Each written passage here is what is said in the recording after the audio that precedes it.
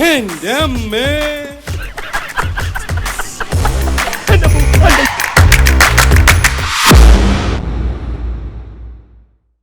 സമ്പൂർണ്ണ ചാറ്റരുതാ ബന്ദർക്ക ബച്ച്. അല്ല ഊണൊക്കെ റെഡിയല്ലേ? ഊണ് അപ്പുറത്ത്. നീ അപ്പുറം ചെല്ല്. കോട്ടപ്പള്ളി എന്ത് പറഞ്ഞാലും ശരി, ഇത് ആർഡിപിക്ക് വലിയ ക്ഷീണായി പോയി. അടികളുടെ മുഖത്ത് ഞങ്ങളിനി എങ്ങനെ നോക്കും? തത്വം പഠിപ്പിച്ചാൽ മാത്രം പോരാ, പ്രവൃത്തിയിൽ അത് കാണണം. എന്റെ പൊന്നു സുഹൃത്തുക്കളെ, ഞാൻ അറിഞ്ഞാലല്ലേ എനിക്കത് തടയാൻ പറ്റൂ. അത് കോട്ടപ്പള്ളിയുടെ തന്ത്രപരമായ ഒരു ഒഴിഞ്ഞു മാറ്റമാണ്. സ്വന്തം വീട്ടിലെ സംഭവവികാസങ്ങൾ അറിയാത്ത കോട്ടപ്പള്ളിക്ക് എങ്ങനെ ആഗോള പ്രശ്നങ്ങൾ വിശകലനം ചെയ്യാൻ പറ്റും? കോട്ടപ്പള്ളിയാണല്ലോ നായരുടെ മൂത്ത മകൻ. എങ്ങു നിന്നോ വന്ന സഹായി എന്ന് പറയുന്ന ഈ എംബോക്കിക്ക് ഇത്രയും ഗംഭീരമായിട്ടൊരു സദ്യ കൊടുക്കുന്ന കാര്യം മൂത്ത മകനോട് വീട്ടുകാരെന്തോട് പറഞ്ഞില്ല? നമ്മൾ കൊടുക്കുന്ന ഈ നിലയും വിലയൊന്നും കോട്ടപ്പള്ളിക്ക് സ്വന്തം വീട്ടിൽ ഇല്ലെന്നേ. പലചരക്ക് കടയിൽ 1500 രൂപ, പച്ചക്കറി 500 രൂപ, മട്ടൻ 400 രൂപ, ഫിഷ് 425 രൂപ, പിന്നെ പാല് തൈര് എല്ലാം കൂടി 4200 രൂപ. പ്രകാശം തന്നെ ആണോടി ഇത് നിന്റെ കയ്യിൽ തന്നത്? പിന്നെ ആരമ്മേ? കടക്കാരൊക്കെ നാളെ വരുമ്പോ പണം കൊടുക്കണമെന്ന് എന്നോട് പറഞ്ഞ് ഏൽപ്പിച്ചിട്ടാ പോയത്. എന്റെ ഭഗവാനെ, എന്താ ഇതിന്റെയൊക്കെ അർത്ഥം? ആ, നമ്മളെന്തിനാ വേവലാതിപ്പെടുന്നത്? മഹാനായ മോനുണ്ടാക്കിയ കടവല്ലേ, അച്ഛൻ കൊടുത്തോളൂ. ആദ്യമേ വേണ്ടാന്ന് പറഞ്ഞുകൂടായിരുന്നോ? ഞാൻ ആരാണെന്നാ ചോദിച്ചത്? ഞാൻ പറയാം, പ്രഭാരം കോട്ടപ്പള്ളി. ഷടപ്പ്. ഈ ഇരിക്കുന്ന മനുഷ്യൻ പറയട്ടെ. പ്രഭേ, വേണ്ട, ഞാൻ ആരാണ് എന്നുള്ള ചോദ്യം ഞാൻ പിൻവലിക്കുന്നു. താങ്കൾ എന്റെ അച്ഛനാണ്. എന്താടാ നീ പറഞ്ഞത്? വെറും ഒരു പദവിക്ക് വേണ്ടി എനിക്ക് മൂത്ത മകനാകണ്ട. ഒരു മൂത്ത മകന്റെ അധികാരം എനിക്ക് കിട്ടുന്നില്ലെങ്കിൽ എന്നെ നിങ്ങൾ റബ്ബർ സ്റ്റാമ്പ് ആക്കരുത്. എന്റെ മോനോട് ഞാൻ എന്ത് തെറ്റാണാവോ ചെയ്തത്? ഒരു ബൂർഷ്വാ കുത്തക മുതലാളിയോട് പെരുമാറുന്നത് പോലെയാണ് എന്റെ സഹാക്കളി എന്നോട് പെരുമാറിയത്. പാർട്ടിയുടെ സ്റ്റഡി ക്ലാസുകളിൽ പൂച്ചകളെ പോലെ പതുങ്ങിയിരിക്കാറുള്ള ലോ ക്ലാസ് മെമ്പർമാർ പോലും ഇന്നെന്നെ ചീത്ത വിളിച്ചു. എങ്ങു നിന്നോ വന്ന ഒരു കാട്ടുകള്ളനെ എന്റെ വീട്ടിൽ കൊണ്ടുവന്ന് സൽക്കരിക്കാന്ന് വെച്ചാൽ? ഓ, അതാണോ? എന്നോടൊരു വാക്ക് ചോദിച്ചോ? പറയൂ. ഇതിന് പ്രതിവിധി ചെയ്യാതെ ഞാൻ വിടില്ല. എന്ത് പ്രതിവിധിയാണാവോ? അത് ചെയ്യുമ്പോ കാണാം. ഈ അഴിഞ്ഞാട്ടത്തിനൊക്കെ കാരണം എന്താണെന്നറിയോ? നിങ്ങൾക്ക് നട്ടല്ലില്ല. പ്രഭേ, റബ്ബർ കൊണ്ടുണ്ടാക്കിയ ഒരു നട്ടല്ലെങ്കിലും വാങ്ങി ഫിറ്റ് ചെയ്യണം. കാലത്ത് എവിടെ വെച്ചുണ്ട്? പുള്ളിക്കാരൻ നമ്മുടെ മാടത്തെ ചെറലിൽ ചൂണ്ടിട്ടോണ്ടിരിക്കുന്നു. അപ്പോഴാ കണ്ടേ. ആനന്ദേട്ടൻ എന്റെ അനിയനെ കൊച്ചാക്കരുത് കേട്ടോ. സാധാരണ ഈ മുറിയിൽ ഞാനാ കിടക്കാറ്.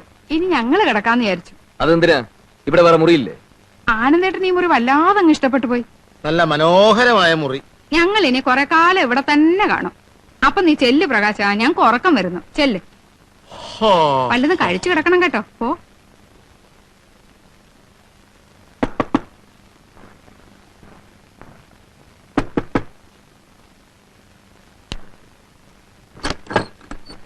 എന്തിനാടി അവർ എന്റെ മുറി കയറ്റി കിടത്തത്? ആരും കിടത്തിയതല്ല.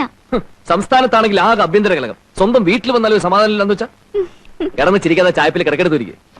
അവിടെ ലത ചേച്ചിയുടെ കുട്ടികൾ കിടക്കുക, ബോബനും കവിതയും. പിന്നെ ഞാൻ ഏത് നരകത്തിൽ പോയി കിടക്കും? ഇനി ഇപ്പൊ ഡൈനിങ് ടേബിളേ ഉള്ളൂ, പിന്നെയുള്ളത് അടുക്കളയാ. ഒറ്റ അടി വെച്ചെന്നുണ്ടല്ലോ. നിനക്കൊക്കെ തമാശ കളിക്കാനുള്ള ഒരു കുട്ടിയാണ് ഞാനെന്ന് നീ കരുതിയോ? ഭരിക്കുന്ന കക്ഷിയിലെ പ്രമുഖനായ ഒരു പ്രവർത്തകനാണ് ഞാൻ. 24 അവേഴ്സിനുള്ളിൽ ആരെ വേണമെങ്കിൽ പിടിച്ചകത്തിടാനുള്ള സ്വാധീനം KRPക്ക് പാർട്ടിയിലുണ്ടെന്നുള്ള കാര്യം നിനക്കറിയാലോ. എടി, ഒരു പോലീസുകാരനെ പേടിച്ച് ജീവിക്കേണ്ട കാര്യമൊന്നും എനിക്ക് ഈ വീട്ടിലില്ല.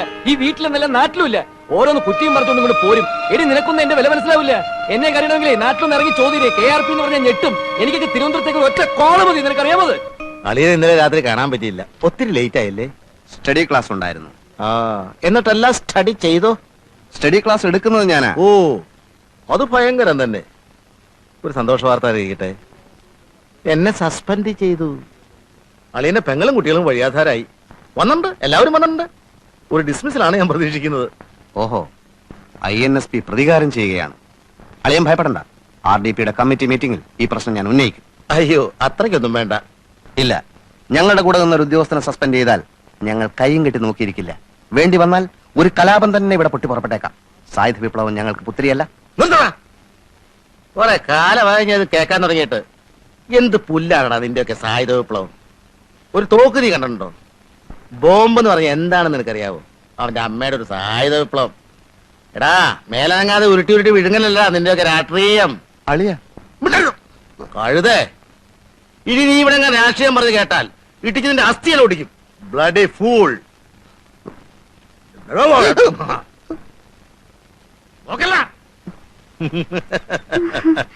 ഇത് INSPക്കാരന്റെ കുപ്പായായിരിക്കും അല്ലേ? എനിക്കിത് നന്നായി ചേരുമെന്ന് തോന്നല്ലോ മോളെ. പ്രകാശ് ചേട്ടൻ ഇപ്പൊ പുറത്തു പോണെന്ന് ഓ പറഞ്ഞു. പോയിക്കോട്ടെ, കുഴപ്പമില്ല. ഇത് ഞാൻ എടുത്തൊന്ന് പറഞ്ഞാ മതിന്നേ. മറ്റുള്ളതൊക്കെ മുഷിഞ്ഞിരിക്കുക. ആഹാ, മുഷിഞ്ഞോട്ടെ. എന്നെങ്ങും പഠിപ്പിക്കാൻ വന്നാണ്ടല്ലോ, അടിച്ചു നിന്നെ ഞാൻ. ആ നോക്കണേ.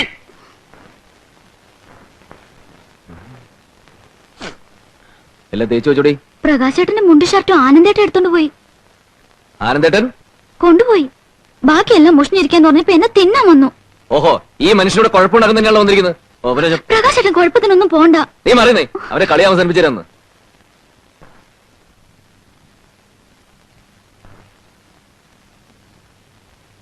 എനിക്ക് പുറത്തു പോകണം. അളിനെ ഉടുപ്പിഞ്ഞൊരുക്കി. എങ്ങനെയുണ്ട് അളിയാ? എനിക്കിത് നന്നായി ചേരുന്നില്ലേ? കളിക്കല്ലേ ഉടുപ്പിഞ്ഞ് തരാൻ. ഞാൻ തരില്ല. എനിക്ക് നിന്റെ പാർട്ടി ചേരണം. നിന്റെ പാർട്ടി നല്ല അസല് പാർട്ടിയാ, ആരും കൊതിക്കുന്ന പാർട്ടി. എന്നെ നിന്റെ പാർട്ടി ചേർക്കളിയാ. INSP അത്രയ്ക്ക് അതപ്പതിച്ചിട്ടില്ല. അതപ്പതിക്കുന്ന കാലത്ത് ഞാൻ അളിയെ അറിയിക്കാം. എനിക്ക് വെയിറ്റ് ചെയ്യാൻ പറ്റില്ല. എനിക്കിപ്പോ പാർട്ടി ചേരണം, ഇന്ന് തന്നെ ചേരണം. പാർട്ടി ചെറിയ തൂങ്ങിച്ചാവ് എന്ത് പണ്ടാളം വിളിച്ചായിരിക്കും. ആ ഷർട്ട് ചോദിക്കേ. എടുക്കളിയാ.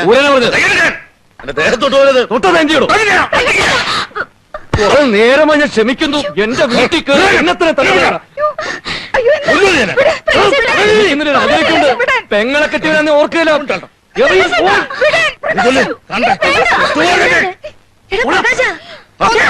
എന്നെ മക്കളെ എല്ലാരും നീ കൊന്നു. ആനന്ദേട്ടാ, ഇങ്ങോട്ട് വരൂ, ഇങ്ങോട്ട് വരൂ. നന്ദിയില്ലാത്ത വർഗങ്ങളാ. ഈശ്വരൻ ചോദിച്ചാ നമ്മുടെ കണ്ണുകൾ ദൈവം കാണും. ടൗണിൽ അങ്ങോളം ഇങ്ങോളം പോലീസ് അണിനിരക്കുമെന്നാണ് കേൾക്കുന്നത്. അങ്ങനെ വരുമ്പോ എല്ലാ കടകളും തുറക്കും. നമ്മൾ പോലീസിനെ അറ്റാക്ക് ചെയ്യും. എന്ത് പിണ്ണാക്ക് വെച്ചാ നമ്മൾ പോലീസിനെ അറ്റാക്ക് ചെയ്യുന്നത്? പിണ്ണാക്കും. മിസ്റ്റർ കോട്ടപ്പള്ളി, അൺപാർലമെന്ററി ആയിട്ടുള്ള പദങ്ങൾ പ്രയോഗിക്കരുത്. പിണ്ണാക്ക് പാർലമെന്ററി ആയിട്ടുള്ള പദമാണ്. അതൊരു ഭക്ഷ്യവസ്തുവാണ്, പശുക്കൾ കഴിക്കുന്നത്. പക്ഷെ സന്ദർഭം അൺപാർലമെന്ററി ആണ്. Don't repeat it. എങ്ങനെ അറ്റാക്ക് ചെയ്യും എന്ന് പിള്ള സാർ പറഞ്ഞില്ല. ഛത്രപതി ശിവജിയുടെ രീതി, ചെമ്പടയുടെ രീതി, ഫെഡറൽ കാസ്ട്രോയുടെ രീതി. നമ്മുടെ മുമ്പിൽ ചരിത്ര പുസ്തകങ്ങളുണ്ടല്ലോ. Guerrilla warfare, ഒളിയുദ്ധം. അതിനൊക്കെ ആയുധം എവിടെ? വല്ലഭന് പുല്ലും ആയുധം. വല്ലവന്റെ കാര്യമല്ല നമ്മൾ ഇവിടെ പറയുന്നത്. കരിങ്കല്ലുകളും നാടൻ കല്ലുകളുമാണ് നമ്മുടെ ആയുധങ്ങൾ. അത് വെച്ച് നമ്മൾ പോലീസിന്റെ നേർക്ക് മിസൈലുകൾ അയക്കും. അതിന് ടൗണിൽ എവിടെയാ ഒളിത്താവളങ്ങള്? അഴുക്ക് വെള്ളം ഒഴുകുന്ന ഓടകൾ, പിന്നെ ആ അരയാൽ മരം. രാത്രി 12 മണിയോടുകൂടി നമ്മുടെ യോദ്ധാക്കൾ ഈ പറയുന്ന സ്ഥലങ്ങളിൽ സ്ഥാനം പിടിക്കണം. നനച്ചിരിക്കാത്ത നേരത്തായിരിക്കും അറ്റാക്ക്. സംഘർഷവും അരക്ഷിതാവസ്ഥയും സംജാതമായാൽ പിന്നെ ഒറ്റക്കടകളും തുറക്കുകയില്ല. പോലീസ് പിടിച്ചാൽ പിടികൊടുക്കണം. കൈ നനയാതെ ഇവിടെ വിപ്ലവം വിജയിപ്പിക്കാൻ സാധ്യമല്ല. വരൂ, നമുക്ക് പോയി ഒളിത്താവളങ്ങൾ കണ്ടുപിടിക്കാം. എനിക്കിത് നടക്കുമെന്നുള്ള mister Kottappally, first obey then question. Come on. അയ്യോ, എന്താ?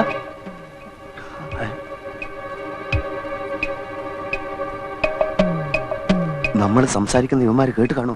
കേട്ട് കാണൂ. ഏതായാലും നിന്നിട്ട് കാര്യമില്ല. മുമ്പോട്ട് വെച്ചാൽ മുമ്പോട്ട് തന്നെ. വരൂ. ഈ തെണ്ടികൾ ഇവിടെ ഉണ്ടായിരുന്നു.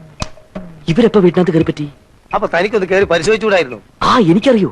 പക്ഷെ നമ്മൾ സംസാരിച്ച് വളരെ പതുക്കിയാ കേട്ടാൻ വഴിയില്ല.